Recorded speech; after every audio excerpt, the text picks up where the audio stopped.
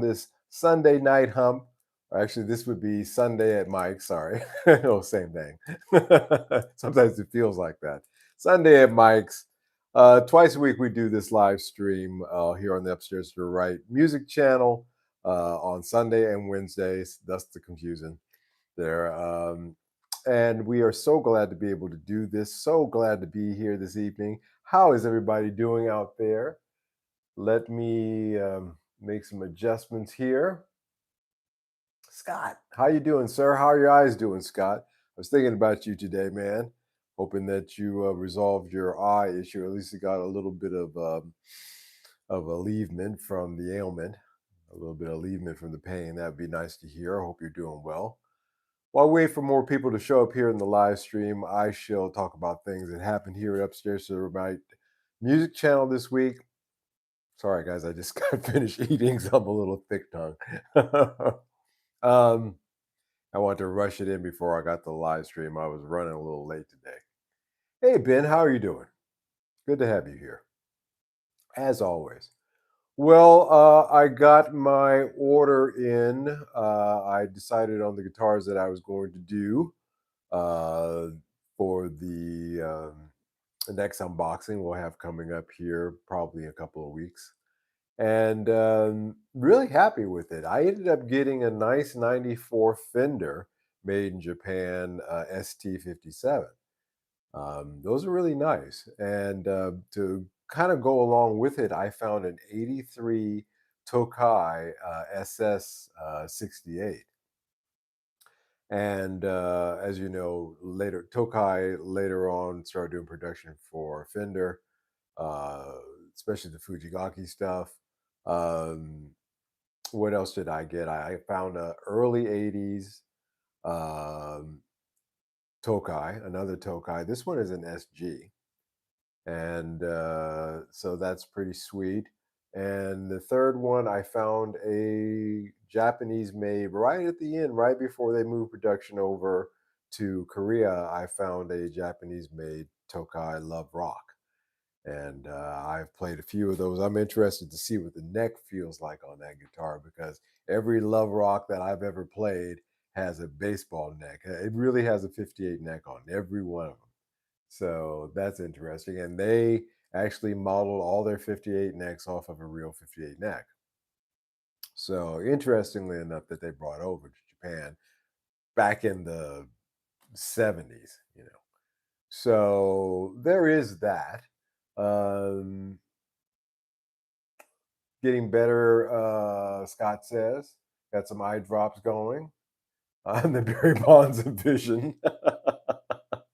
You've kept your sense of humor about it, so that's the most important thing I found. What else? So yeah, those will be coming in soon enough. Um, what else? Oh, and I released the video for Vinendal as well. So you can watch that if you want to see some vintage guitars. Plenty of them on that video, about 10-minute video, so it won't take too much of your time. So if you could just run over and take a look at that if you're interested in such things, my regular content. Um, and it's always interesting, you know, when I put those out because the regular content videos, whenever I do a vintage show, something like that, they never do well. But I'm going to keep doing them anyway because I think they're good archives for down the road. At least for me, they have been because I can go back a couple of months or a year or whatever it is and take a look at a video and say, hey, this was this price then, you know, what is it now? So I hate it when you go to those vintage show videos and the guy just pans along and doesn't really stop and take a look at it and show you what the price is and stuff like that. Those are the reasons I watch those. Thank you, Scott. Um, Pedals and and guitars. So I kind of covered the stuff that I liked. The stuff that caught my eye. Um, There's a Gibson SG in there that is just covered in fur, but it is the most glorious thing I've ever seen. I would really actually like to have that guitar, funny enough. But I had a good time there. So it was finally a good time to get that video out, get that edited. And so it's funny to me. I was saying that I'll put out a video like that, and we'll do so, but I put out a short because I'm practiced. As I told you, I'm going to start doing more shorts on this channel to appease the YouTube algorithms, and I've been experimenting with that format, how to edit that, how to shoot that. That's a completely different. You have to shoot those things completely differently. Learn that real quick. Sometimes it works, sometimes it doesn't. But honestly, the short has reached, it's skyrocketing, gone over 1,000 views, whereas the regular content, it barely has cracked 100, I think. So that's pretty funny to me. But in any case, kind of works. Mike, have you ever heard of Sven von Thorn? No, I haven't. Please tell me about Sven von Thorn. Let me take a copy of that and see what I can find out. No, I haven't heard of, actually. Uh, let's see. Ah, I see. Got you. So he is actually a guitarist. And yeah, I saw that Costco video out of the corner of my eye, by the way. Don't think you got away with that. Um, wow, yeah, this guy is born in 1977, so relatively young in my book. Well, about 10 years younger than me. Entertainment artist and music producer. Nice. His instrument is guitar, and there's a picture of him with his guitar. He's playing a candy apple red Fender, wearing a nice suit.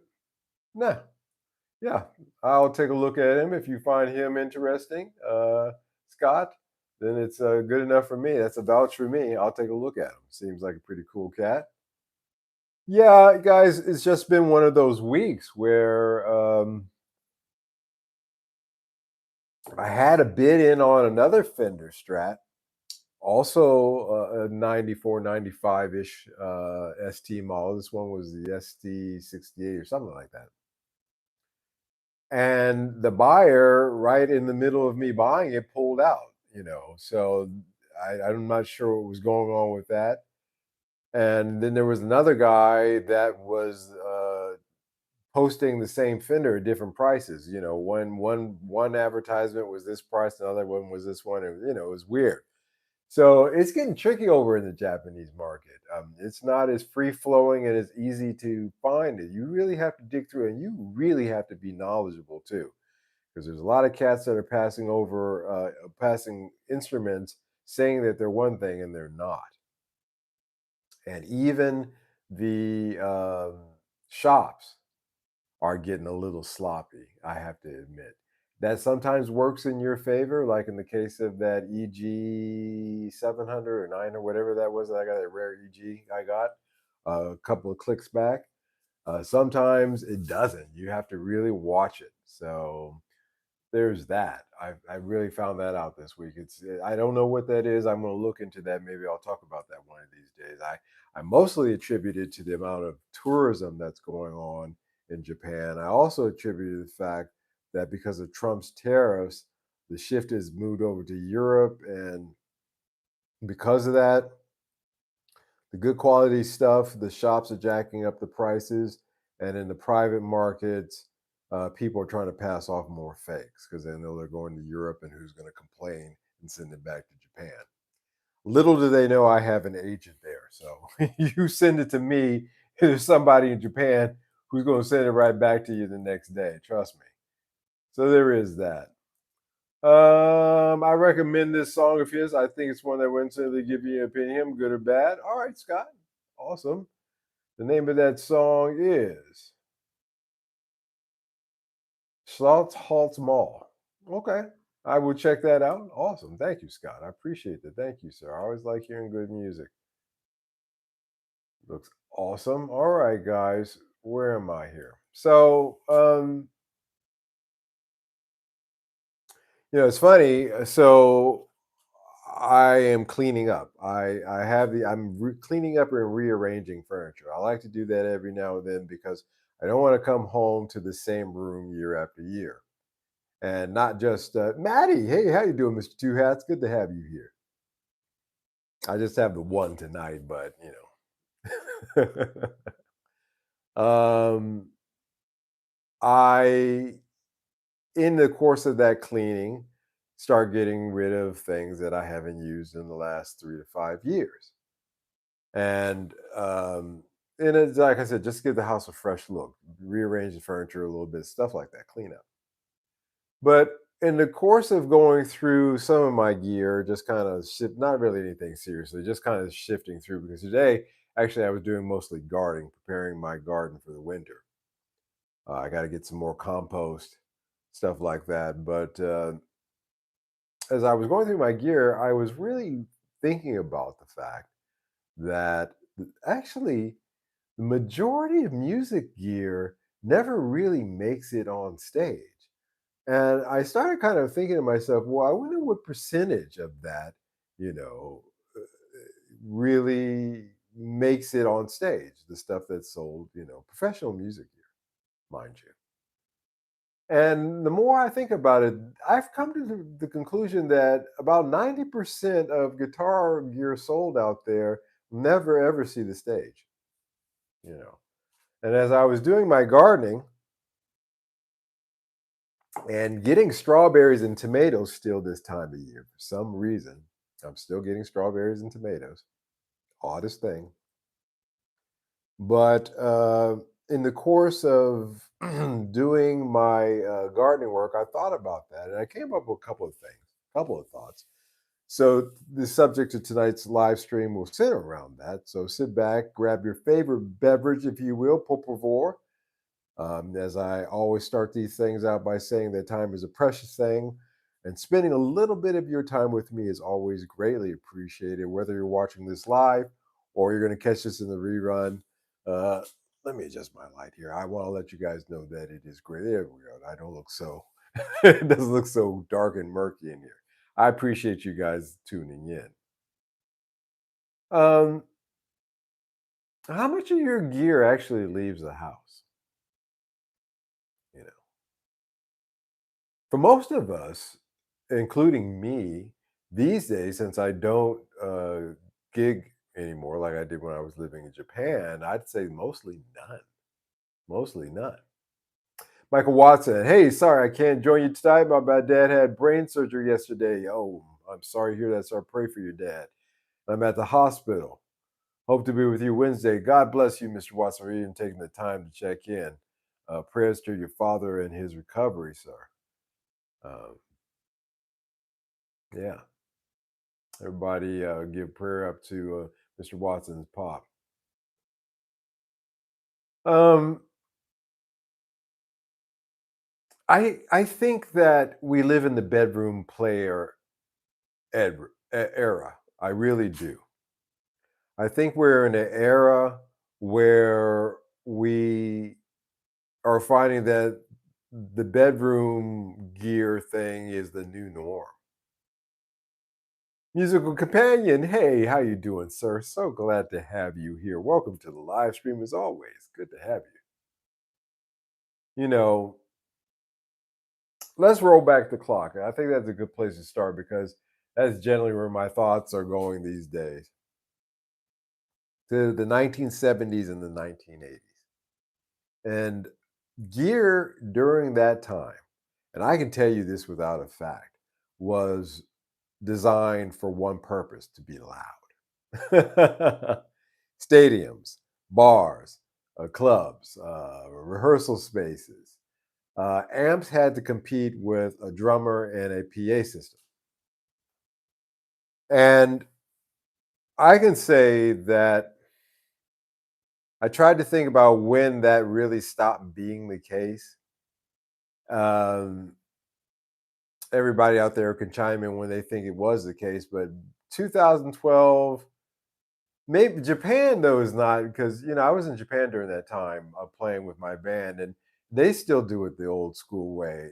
But even then, at that point, So mine's a little my theories on live playing is a little skewed, but I can certainly say that these days uh, venues are a lot fewer.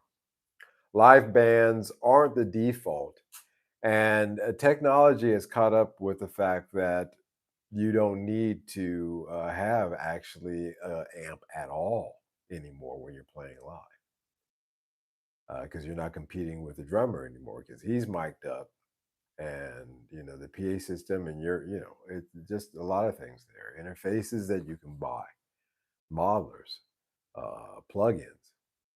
They made it possible to sound record ready without having to leave your home. And therefore, since a lot of this translates, Mr. Rogers in the house. How you doing, Frederick? Good to have you here, sir. Welcome. Cheers to you. And you know, because the technology has caught up so much is the premise of tonight's discussion that and coupled with the fact that the live even with big major acts, you know, uh the live scene, the live equipment needed has really changed as well. There are major acts that don't have amps. They don't use them. They're using Axe and the Axe Stadium, Pro, for example, something like of that equivalent. And so I think that really, honestly, we've moved away from the age of live playing, and therefore being loud is actually kind of frowned upon. Kind of frowned upon. You cannot jam out the way you used to. The only people these days who have the opportunity to play out and have the amps and all that stuff is folks mostly I've noticed that have basements. If you have a house or you're renting a house, either way, if you're in a place that has a basement, then you have a pretty good chance of just being able to wail out because there's some very simple things that you can do to soundproof a basement and not get a knock from your neighbors. However, if you don't have a basement, which a lot of houses don't, or you're living in an apartment, the concept of playing your Fender stack at 12 is out the window. It's just not going to happen. And even more so, there's really no need for you to have a Fender stack in your house in the first place when there are devices like the Pocket Master, for example, that you can get for $50 that'll get you in the ballpark. And then a little tweaking and maybe some other stuff thrown in with it, you can get yourself a full blown, record ready, stadium ready, jamming ready sound um, that you can use headphones with when you're at home, and nobody ever has to hear it. Yeah. So there's that. I think there was like sweeping noise ordinances for local amphitheaters, music clubs, and even stadiums, somewhat mid 2Ks. That sounds about right. Last time Ozzy was in San Antonio. Yeah, you know, again, loudness is now frowned upon. Back when I was a kid in the 70s and the 80s, especially when they had live events, man, you could hear that thing 2 miles away. Uh, you know, and so as time has gone on, it's become apparent that that is something that, again, like I said, is really frowned on these days. So, and then the other part of that I was mentioning is the fact that venues choices, if they have a choice between a DJ and a band, guess which one they're going to go for. That's just the fact of it. And even DJ players are having a hard time. Funny how amateurs buy 90% of the gear, but yet most of the gear is tailored towards a professional player. Yeah. Yeah. Yeah. I tell you, I've told this story before in the past, but anytime that subject comes up, I'm reminded of that band that Kago took me to. We went to go see a venue, check out a venue, and there was band playing. He's like, man, look at their equipment. And I took a close look at their equipment, and it was all brand new stuff, nice stuff, too, expensive stuff. And the timing, the playing, everybody, a drummer when he's off time will make me lean back in my seat. I've had that happen where a drummer was just he was just too behind the beat and it almost made me fall out of my chair. But these guys were all everywhere. Bass player was in this time zone. Keyboard player was in this time zone. You know, guitar. Well, I don't even know what the hell guitar. He was playing some YouTube rip-off licks, and it was terrible. And so, yeah, I've seen that. I have actually seen that. No doubt, Scott. PA had to be off at 11 p.m. sharp. Yeah. Music Companion. I used to play at a club, Last Call. Yeah, all 90s. Yeah, man, I was playing till 2 a.m. 2 a.m. in some of those clubs when I was playing piano or when we had small combo I was playing. We were doing to 2 a.m., 1, 2 o'clock in the morning. That was the 90s, yeah. Black Nobody. Hey, welcome, Black Nobody, by the way. Welcome to the chat, sir. Good to have you here, sir. In my region near Toronto, there is hardly any live bands anywhere. Local professionals don't play in bands, hardly. Yeah, and you know, yeah, and I just think that we've shifted into a new zone. Now, the YouTube player does not need, to have, you know, a Marshall stack, and yet they do. Do these Marshall stacks ever hit the stage? No, they don't. Um, most of us play to a webcam, more to a webcam than to a crowd. YouTube, TikTok, Instagram, those are the new venues. The bedroom is the stage. And boy, I've seen some bedrooms. This new wave, or what I call the third wave YouTuber guy, they will shoot anywhere. This guy, I've seen some bad ones, but there was another guy shooting in his bedroom, with a box of Pampers in the background, holding up his guitar. I'm like, man, you need to really block your shot. One of the things that I do is I always make sure, even for this, I block my shot in my lighting. So these guys really need to learn how to do that. But the bedroom is the stage, Pampers and all. And the funny thing is that some cats still buy these massive rigs, big tube amps, big heavy pedal boards. But do they get used? Almost never. Almost never. That's my kind of 2 cents on it.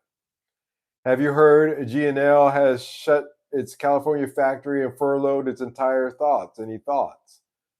No. Were the papers for him, Mike?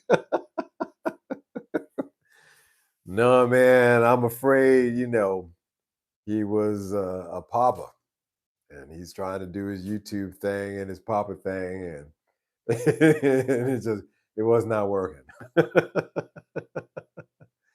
No, I hadn't heard that GNL had shut it, but it doesn't surprise me. Again, we're in that sifting phase. And if that is a true report, then that's yet another, what I would consider to be a medium-sized builder that's getting sifted out.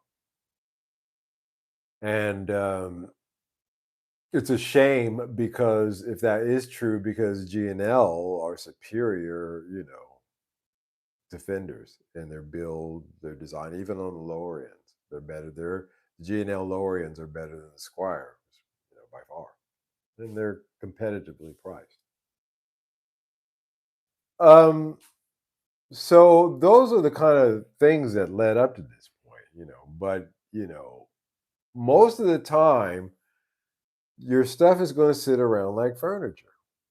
These speakers I have had you can't see them in the shot, but I've had these or similar for decades. And when I'm not recording or mixing, they stay off. I don't touch them. Probably one of the reasons why they stay nice. But they are furniture that I have to dust. Well, that's one of the reasons I'm cleaning up too. Is it's time to do a little bit of fall cleaning. But the cheap modelers get used in most people's cases. The laptop plug-in or the tiny practice amp.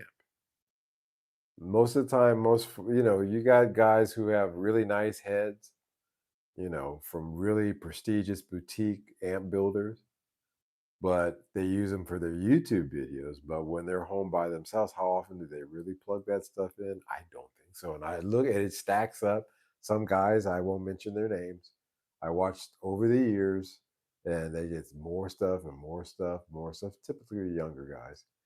And I really wonder, and even, well, one I'll mention, Red Shaw, the other day, I was watching one of his videos, and he said, "Oh yeah, I got this tape machine, but that's just gathering dust there. I don't use it." It's like, then why do you have it there? Why did you buy it?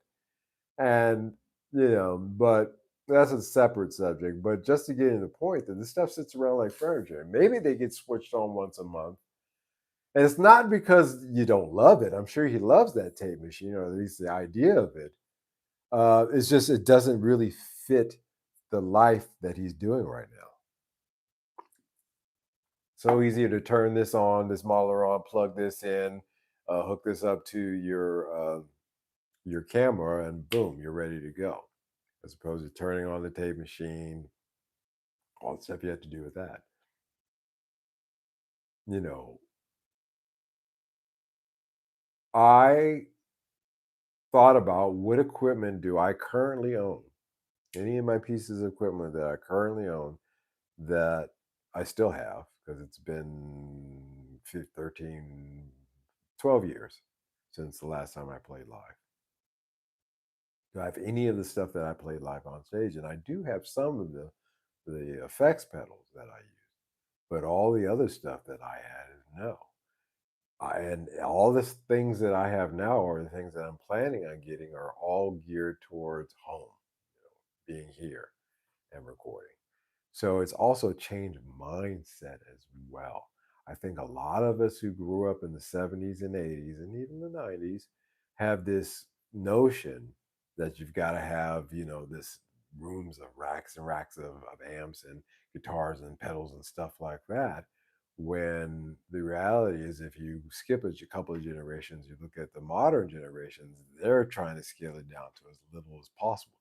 Some of the most minimal setups that I've seen, and it works because we have the technology now to make that work. Where I've known it's over when Dave Mustang is being using the neutral DSP using the Cortex musical companion says, yeah, these cats are switching over. Well, because amps will fail on you. You got they're on they're moving. First of all, you're moving or you transport them around and they're bumping around. And tubes are pretty durable, but they don't like a hole. The overall chassis doesn't like to take a lot of bumps. And then on top of that, you can blow out a speaker. When you got, a couple of stacks of, and that's a pain. You got to change that out every, maybe in some cases every 3 or 4 stops. And then you got to keep the parts for that. It's just so much easier just to use a modern day modeler if you really think about it. The audience is not going to know the difference. I can tell you guys, they don't care and don't know in that order. So, it's not that the big rigs are bad.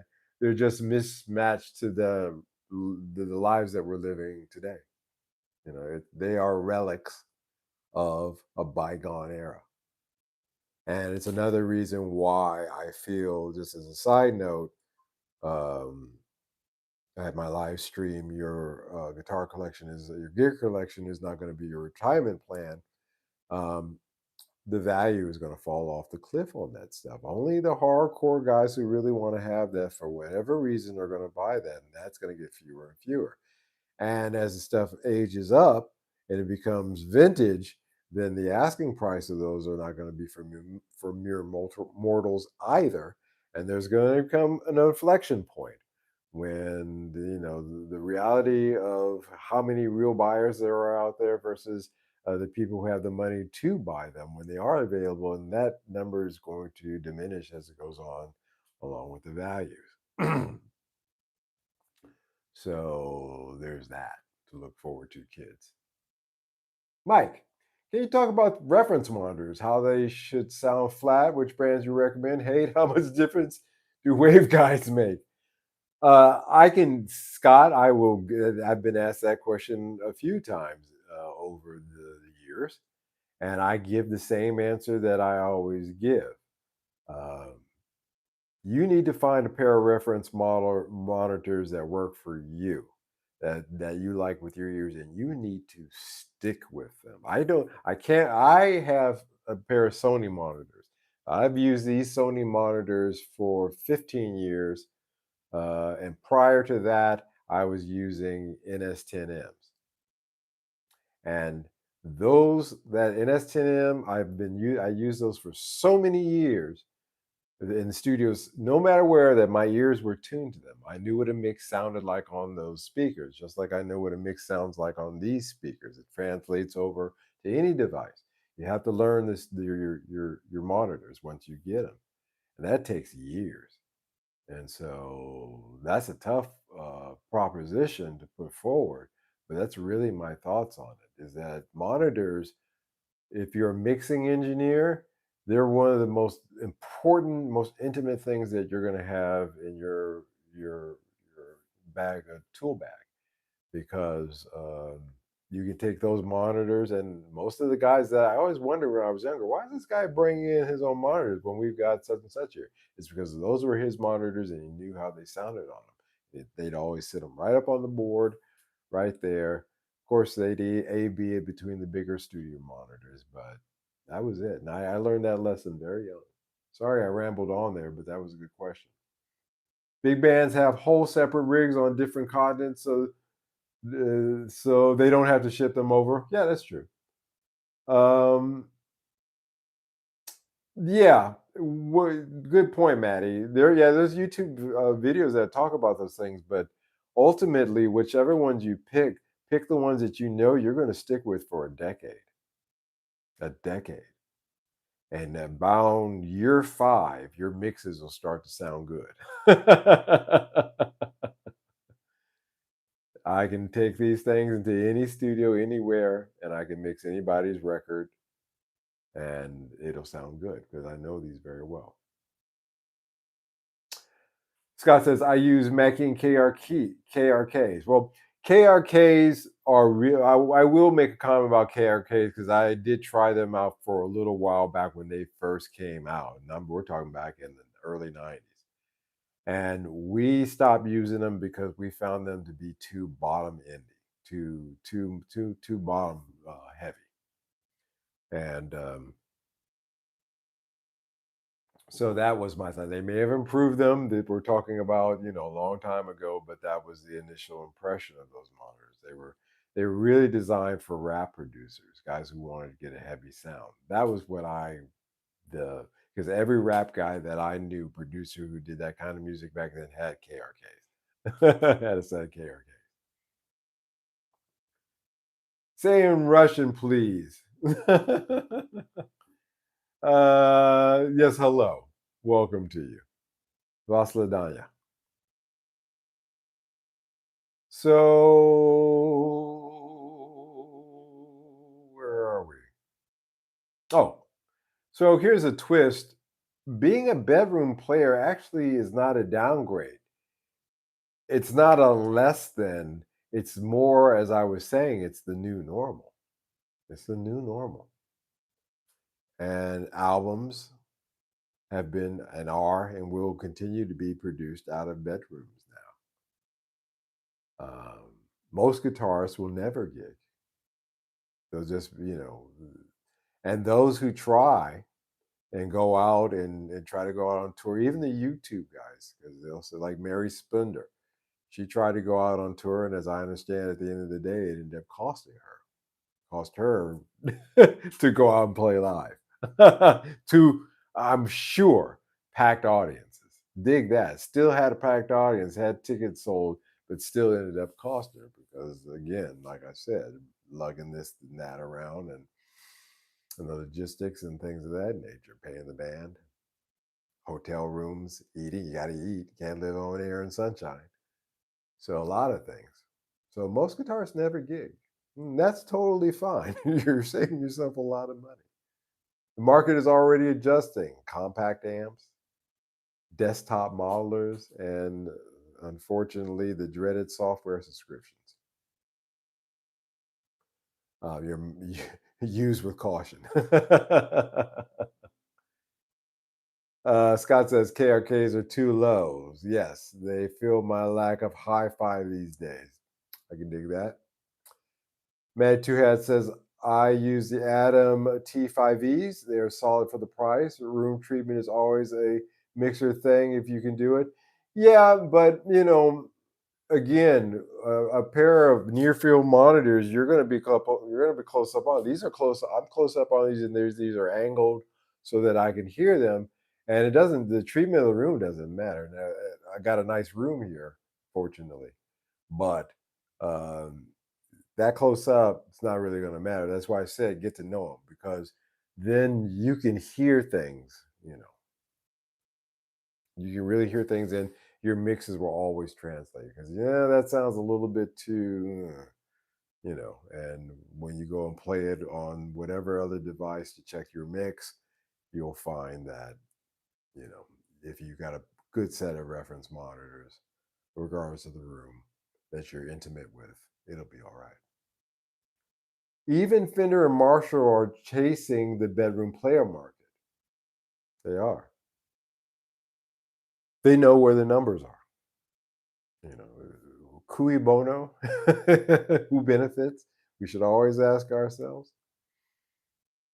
And if you look at the way that they're moving and the devices, the things that they're coming out with, it really is geared towards the bedroom player. They're no longer really, even in their advertisements, they're going for YouTube people, folks.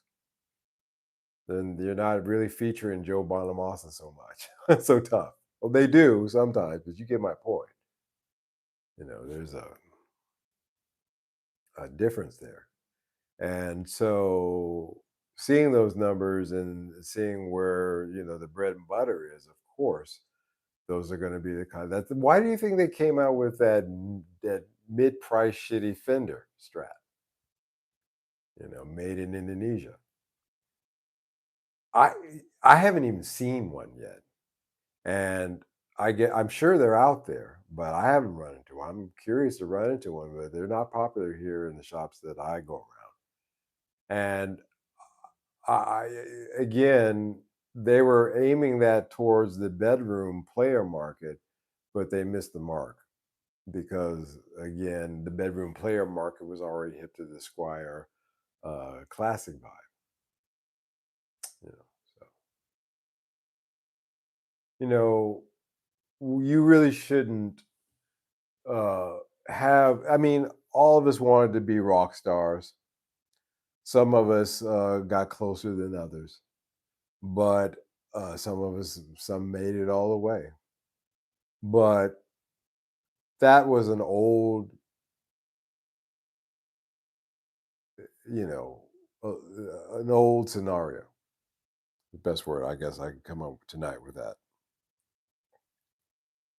That scenario does not exist anymore. And we have shifted over to home music producers.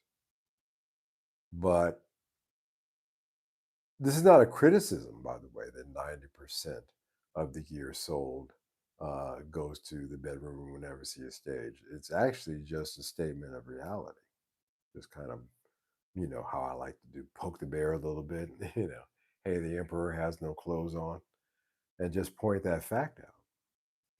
And the cats who are playing live on stage, again, look at what they're using. You know.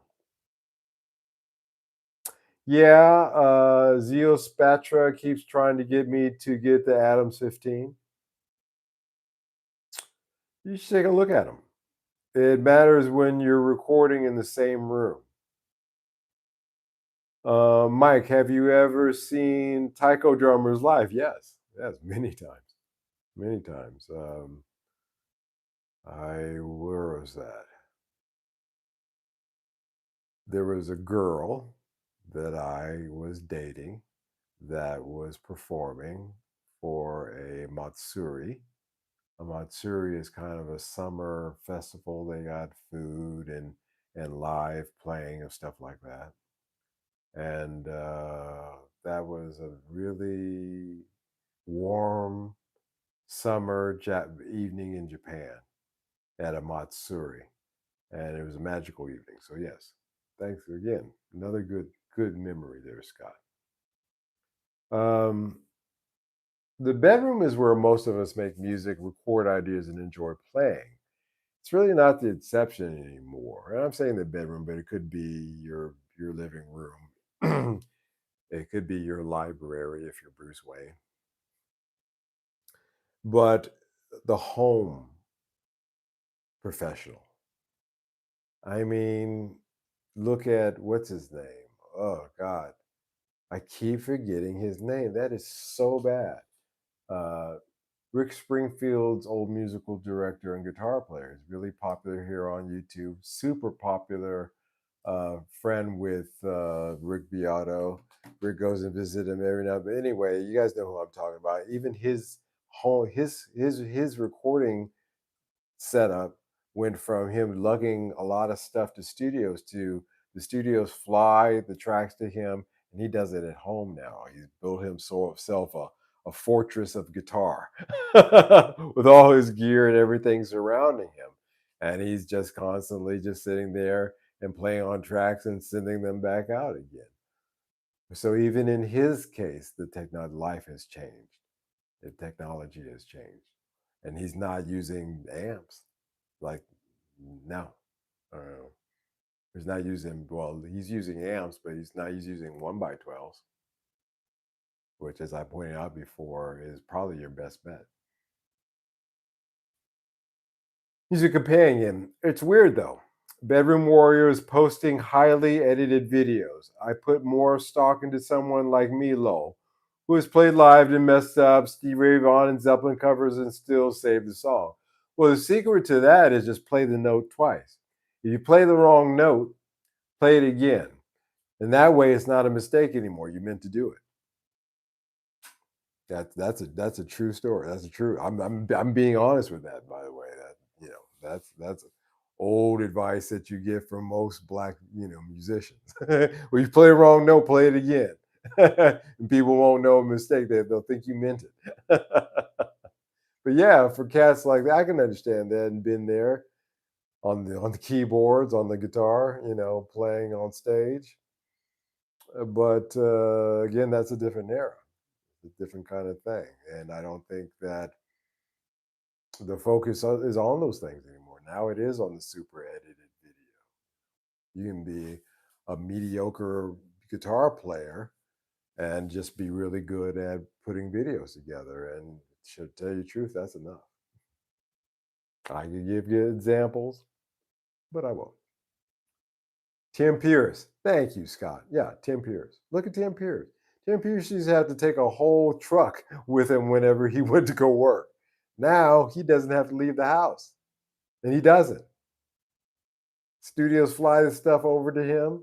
Trust me, I used to do it all the time. They'd send me, a track. I'd work on it and fly it right back to them from my home studio in Singapore. Did it all the time. So yeah, you know, it's just a different era, guys.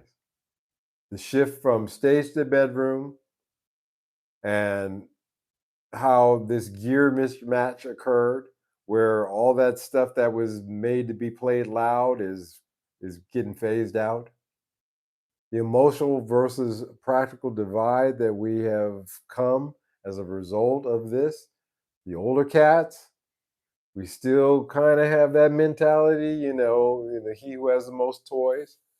But the reality is that you don't have to have that much these days in order to get away with getting a proper sound, A, and B, not driving your neighbors nuts and still being able to enjoy what it is that you do.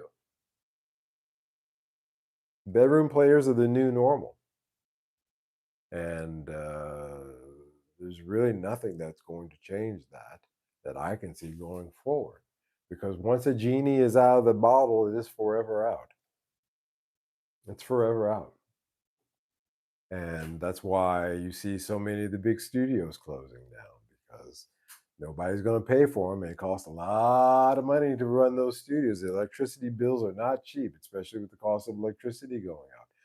Cost of electricity, the economics of running a big studio is a reason why it made sense in this, back in the days, but now it does not. And so if you don't have a big studio to go to anymore, then, you're just stuck with, modern options. And Two Head says, I sold my live rig, bought a home studio, and I never looked back. Yeah, yeah, yeah. That's just the reality of it.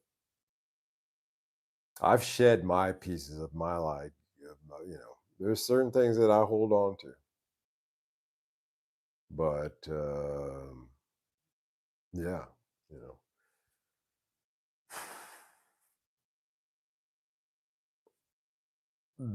know, I'm more interested in preamp pedals now. I've shifted. I've said before I was looking for a 1x12 to replace the Laney. I still have the speaker, of course, and the lady, I've actually traded that in. But then I began to think about it, and I like that Pocket Master so much. Not the preamps in it. I don't use those, but using it just as a cabinet simulator with the built-in effects and with the hardware preamps that I have, I'm I am stoked with the way it sounds, guys. I've been living with it now for a month or so now, and I can't imagine going back. And I like it so much that I'm actually considering. I know I said big boards before, and I was kind of making fun of it, but I'm actually considering getting out my bigger board and building using that Pocket Master as a part of it, along with other pedals. I'm making a bigger board now because it works so well and it's so nice and it's so quiet. And but I can't see the genie's out of the bottle with me, and now I'm looking for preamp pedals. So there's a couple of preamp pedals out there that I'm going to start buying because if I want to get the Marshall sound, I'll swap out that Fender preamp that I have pedal I have and put in a Marshall and run it through a different cabinet, and I'm ready to go. And that's so much easier and so much cheaper than buying one tube amp that I've got a mic up that going to have issues, maybe not down the line, and it's just an easier premise to me. And the sound quality, I think I know what good sound is excellent. Is excellent. So there's that. you know Let me catch up here in the chat. Johnny, hey Johnny, how you doing, sir? Welcome to the chat. Seems like the home producer does still have to gather the following. Generally, extremely active with streaming, marketing, sales, or whatnot. I'm just saying it's more than just home. Oh yeah, yeah, but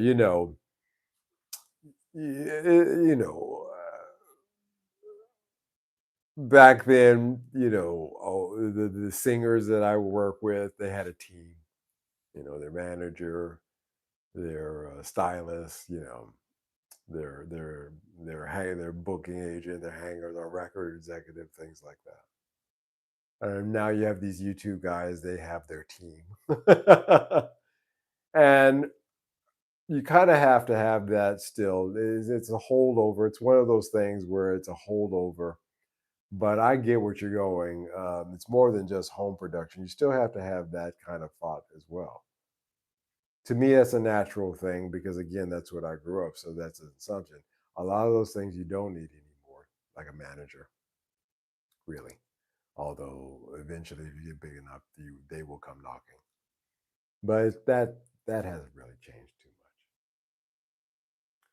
Ben, I just bought these blue guitar amp one pedals. I think they are like a preamp. Okay, okay, got you. You know, I think, and I've said this before, the way to go forward to the future is a hybrid of analog and digital, because the analog will give you first of all the tactile stuff that you need as a human being, turning knobs, stomping on pedals, and doing things like that. The digital aspect is really just to as an outputter or a way to, in my case, in the output, a way to knock off a few extra pedals off the board that aren't needed anymore. I don't need to buy a reverb or a delay or any effect pedal at all for that matter anymore. Because the Pocket Master at $50 has decent effects in it. And if I don't like those, I can download, others. But again, the genie's out the bottle with me, and I am just, looking at preamp pedals now. I'm not looking at amps anymore. I'd rather spend $200 or $300 on a quality preamp pedal now than I would, you know, anything else, because again, you have that combination going, even in going through a cheaper model like the Pocket Master. That combination works. It works. The hybrid is the future.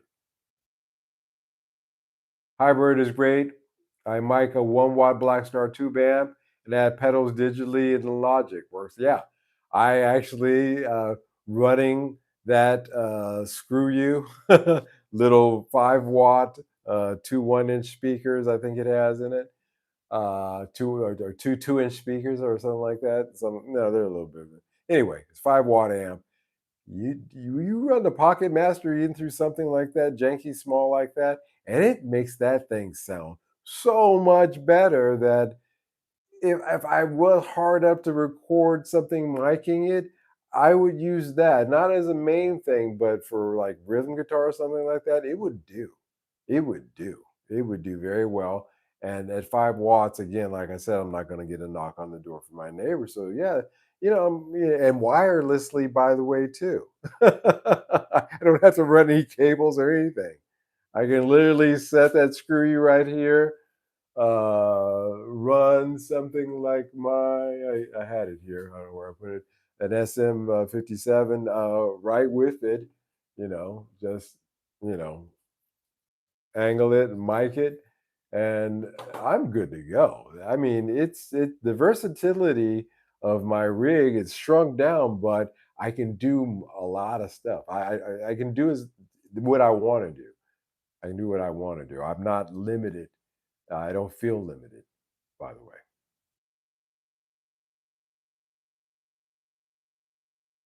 This is making me depressed for my 3 amp, 120 watt heads and three cabs running wet, dry, wet, just collecting dust. Yeah, in my shed. Yeah, because well, if you have, again, I was pointing out, if you got a shed that's reinforced, like a concrete shed or a basement, you can do those things. But if you got a shed just for storage, then no. Yep, even I want yeah, if I want it even easier for guitar layers, I have Marshall Plexi Plug. That sounds great too. Yeah, there's some great. Who is that I was looking at? I was just looking at them. Um, can I find it here? No. No, I won't do that right now. I won't do that live. Gosh, pedal. It's basically a Marshall Plexi as a preamp pedal. Not warm audio. Anyway, somebody I was just looking at. And I was like, wow, man, it's $200. It's not cheap, but it's a good preamp pedal. And I'd be more interested in investing something like that than investing in anything else. I must say, Scott says the technology that exposed me to more music than I would have ever, that I have never found otherwise, wasn't YouTube. It was internet radio apps in the 2010s. Yeah, because it was new and you were hungry and it was a new way of finding things. And nowadays people are kind of lazy. That's why I said that Bandcamp doesn't really work, because most people don't want to upload or download MP3s. They're more interested in something that was streaming. And yet, you know, that's a problem. Nukes make some good amp pedals. Yeah, there's some inexpensive ones out there as well. Um, that Nobles, like I said, they're hard to find, but I am so lucky to have it.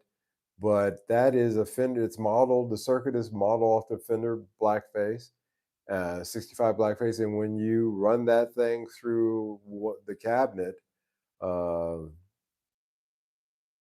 one of the Fender cabinets on that Pocket Master, I was shocked how good it sounded. It made that pedal preamp shine, and really that would be all that I would need. So there's that, guys. Excited always, excited about new guitars coming. I'm really happy that I was able to put in an order, and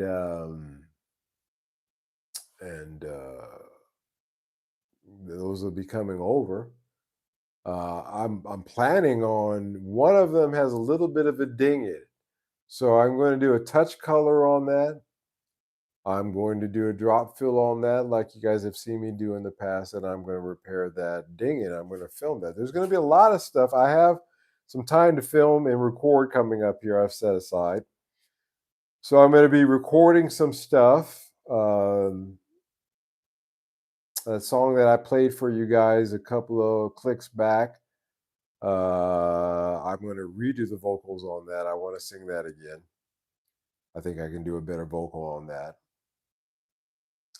and mix it and get that done and record at least one or two new tracks for the new compilation album I'm putting together. So I want to get that done. I've set the first 2 weeks of October for that. So that also means that I'll have a little bit of time to record more things for YouTube. So you'll see more regular content from me. And certainly that's a good thing. And we'll see how that works out. If there's subjects or topics that you'd like to see me cover, please take the time in the down, down in the comment section of this video to let me know. I'd love to hear from you guys. It's hard to search for things when you don't know, but when someone else from far away is your DJ, it's much easier to explore the unknown. Yeah, because they're feeding you different stuff.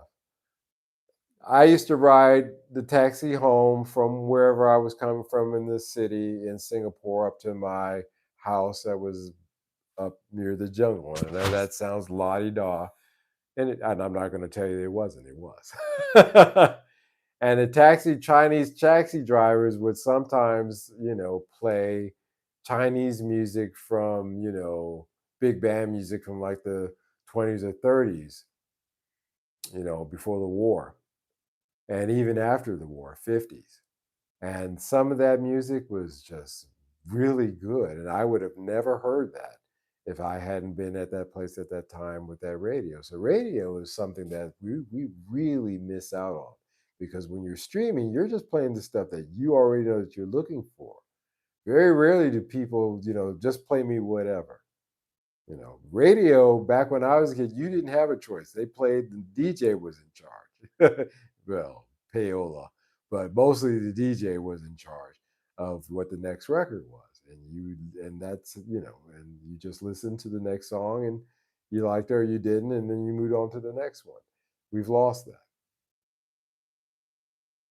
I always thought a good name for a used guitar store is Dings and Things. Yeah, I this one. I'm like I said, I bought it. I knew it had a dip in it, but because the Japanese made SGs, it's the SG 60. Those are creeping up in value than the made in Japan ones. And it had a ding in it, but I've gotten pretty good with drop field. I've gotten really good with that, with colored drop color, touch color, uh, a little epoxy, fill that in, let that harden, scrape it down, sand it, buff it, and it looks pretty good. And and because my main buyer is cutting my margins down a bit by how much he'll pay, I have to buy him a little dinged up, but fortunately I can do the repair.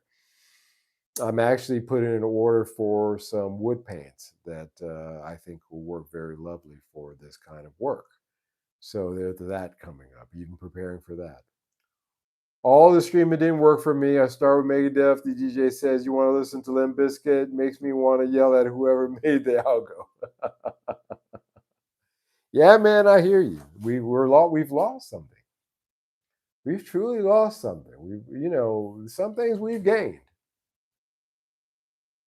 But if you put that up against the things that we lost, does it really equal out? I'd have to say maybe not. Maybe not so much.